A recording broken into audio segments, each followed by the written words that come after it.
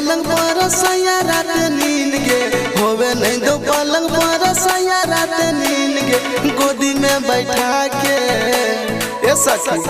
गोदी में बैठा के चुमा ले है गिना गिन के गोदी में बैठा के चुमा ले है गिना गिन के गोदी में बैठा के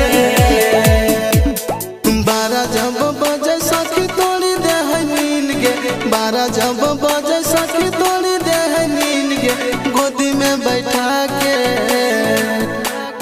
गोदी में बैठा के चुमा ले है गिना गिन के गोदी में बैठा के चुमा ले है गिना गिन के गोदी में बैठा के चुमा ले है गिना गिन के गोदी में बैठा के चुमा ले है गिना गिन के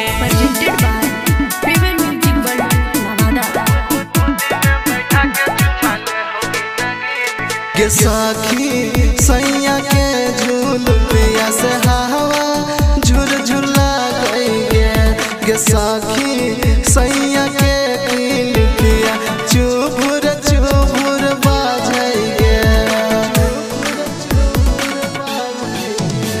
गे साखी सैया के झूल पिया से हवा झुर झुर गई गे साखी सैया के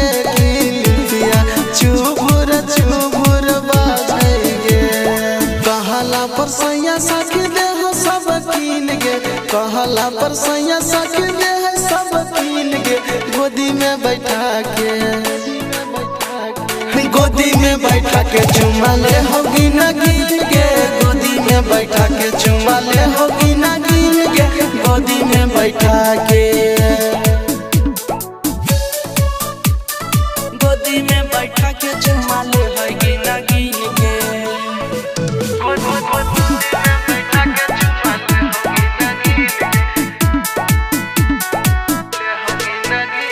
के साखी छूटे ना गला गए हथवा के में हदिया गे साखी पलक पर देला कौ सैया रतिया दरदिया गे सखी गे साखी छूटे ना गला गए हथवा के में हदिया गे साखी